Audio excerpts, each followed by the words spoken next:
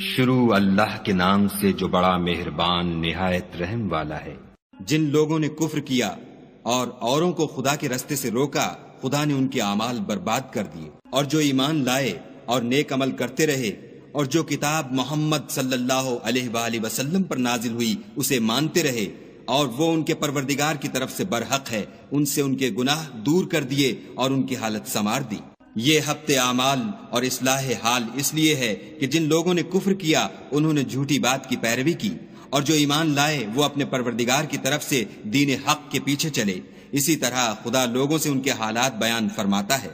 جب تم کافروں سے بھڑ جاؤ تو ان کی گردنیں اڑا دو، یہاں تک کہ جب ان کو خوب قتل کر چکو تو جو زندہ پکڑے جائیں ان کو مضبوطی سے قید کر لو، پھر اس کے بعد یا تو احسان رکھ کر چھوڑ دینا چاہیے یا کچھ مال لے کر، یہاں تک کہ فریق مقابل لڑائی کے ہتھیار ہاتھ سے رکھ دے۔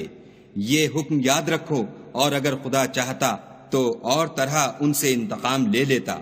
لیکن اس نے چاہا کہ تمہاری آزمائش ایک کو دوسرے سے لڑوا کر کرے، اور جو لوگ خدا کی راہ میں مارے گئے ان کے عملوں کو ہرگز ضائع نہیں کرے گا، بلکہ ان کو سیدھے رستے پر چلائے گا اور ان کی حالت درست کر دے گا، اور ان کو بہشت میں جس سے ان کو شناسا کر رکھا ہے داخل کرے گا۔ اے اہل ایمان، اگر تم خدا کی مدد کرو گے تو وہ بھی تمہاری مدد کرے گا اور تم کو ثابت قدم رکھے گا، اور جو کافر ہیں ان کے لیے ہلاکت ہے اور وہ ان کے اعمال کو برباد کر دے گا۔ یہ اس لیے کہ خدا نے جو چیز نازل فرمائی انہوں نے اس کو ناپسند کیا تو خدا نے ان کے اعمال اکارت کر دیے۔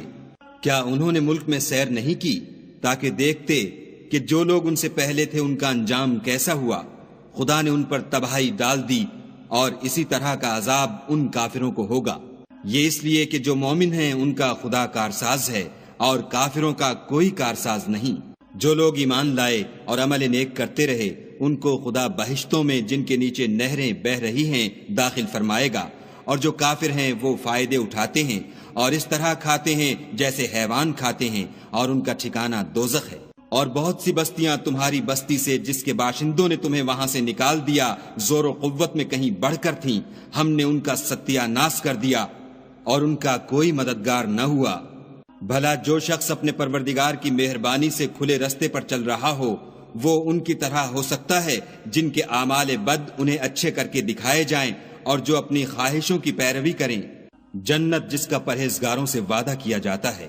اس کی صفت یہ ہے کہ اس میں پانی کی نہریں ہیں جو بو نہیں کرے گا، اور دودھ کی نہریں ہیں جس کا مزہ نہیں بدلے گا، اور شراب کی نہریں ہیں جو پینے والوں کے لیے سراسر لذت ہے، اور شہد مصفہ کی نہریں ہیں جو حلاوت ہی حلاوت ہے، اور وہاں ان کے لیے ہر قسم کے میوے ہیں، اور ان کے پروردگار کی طرف سے مغفرت ہے۔ کیا یہ پرہیزگار ان کی طرح ہو سکتے ہیں جو ہمیشہ دوزخ میں رہیں گے، اور جن کو کھولتا ہوا پانی پلایا جائے گا تو ان کی انتڑیوں کو کاٹ ڈالے گا؟ اور ان میں بعض ایسے بھی ہیں جو تمہاری طرف کان لگائے رہتے ہیں، یہاں تک کہ سب کچھ سنتے ہیں، لیکن جب تمہارے پاس سے نکل کر چلے جاتے ہیں تو جن لوگوں کو علم دین دیا گیا ہے ان سے کہتے ہیں کہ بھلا انہوں نے ابھی کیا کہا تھا؟ یہی لوگ ہیں جن کے دلوں پر خدا نے مہر لگا رکھی ہے اور وہ اپنی خواہشوں کے پیچھے چل رہے ہیں۔ اور جو لوگ ہدایت یافتہ ہیں ان کو وہ ہدایت مزید بخشتا ہے اور پرہیزگاری عنایت کرتا ہے۔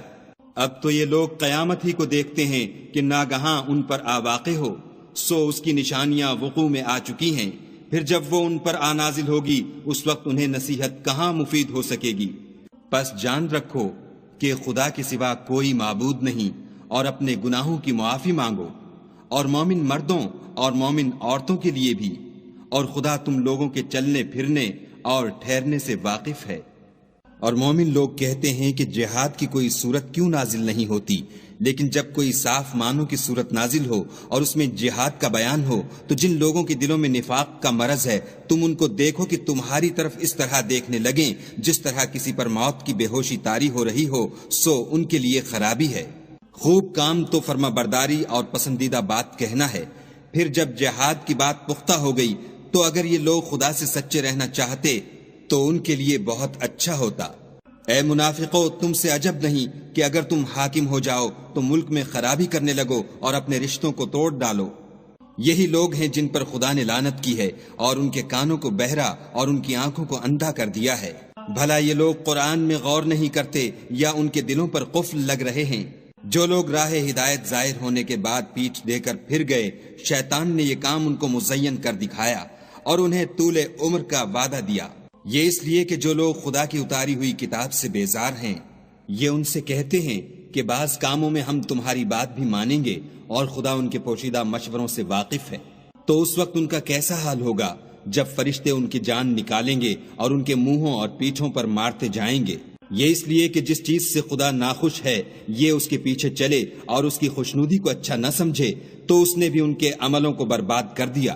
کیا وہ لوگ جن کے دلوں میں بیماری ہے یہ خیال کیے ہوئے ہیں کہ خدا ان کے کینوں کو ظاہر نہیں کرے گا؟ اور اگر ہم چاہتے تو وہ لوگ تم کو دکھا بھی دیتے اور تم ان کو ان کے چہروں ہی سے پہچان لیتے اور تم انہیں ان کے انداز گفتگو ہی سے پہچان لوگے، اور خدا تمہارے اعمال سے واقف ہے۔ اور ہم تم لوگوں کو آزمائیں گے تاکہ جو تم میں لڑائی کرنے والے اور ثابت قدم رہنے والے ہیں ان کو معلوم کریں اور تمہارے حالات جانچ لیں۔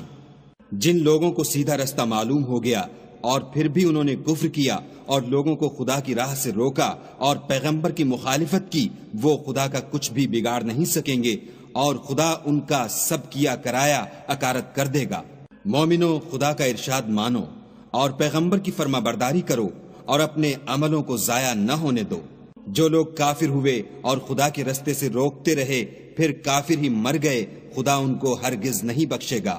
تو تم ہمت نہ ہارو اور دشمنوں کو صلح کی طرف نہ بلاؤ، اور تم تو غالب ہو اور خدا تمہارے ساتھ ہے، وہ ہرگز تمہارے اعمال کو کم اور گم نہیں کرے گا۔